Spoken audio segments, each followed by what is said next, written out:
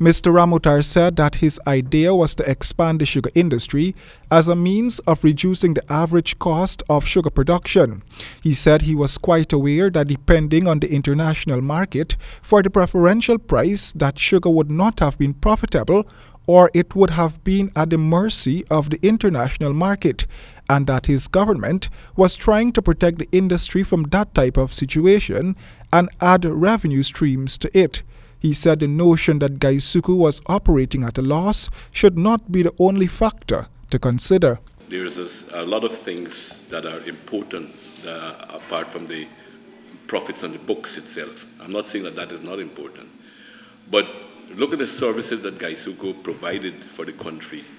From all of Demerara, all of Berbice, D&I was connected with Guysuco, and nobody ever paid for that service. Secondly, look at the health centers all over the place and the community centers and so forth that were established, all financed by Guysuco Sugar Work, and nobody who paid for those. It was the sugar industry that was paying for those. So, thirdly, I believe it's going to be an economic disaster, because what is going to be happening is that the government will collect less taxes because there'll be less people working. The GRA said that Guysuco has been deducting but not paying PAYE for its workers for years. Nevertheless, Mr. Ramotar went on to say that although the books are showing the industry is operating at a loss, it would still be profitable and good for the economy to keep the industry going.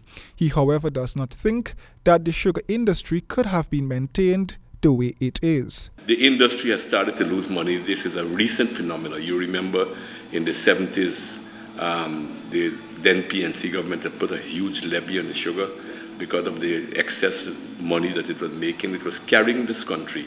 So if you have to make some reorganization and some reinvestment in sugar, I think it's worthwhile, because I think that the dividends would be enormous. The former president reasoned that the state of Guyana's sugar industry had to do with what was happening primarily outside of the industry, like the issue with the European market and the likes.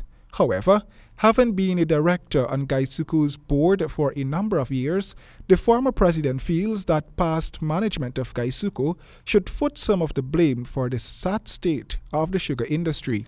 It is very clear to me that the management was working towards shutting the industry down, and they were not working to revive the industry and to promote it and to develop the industry.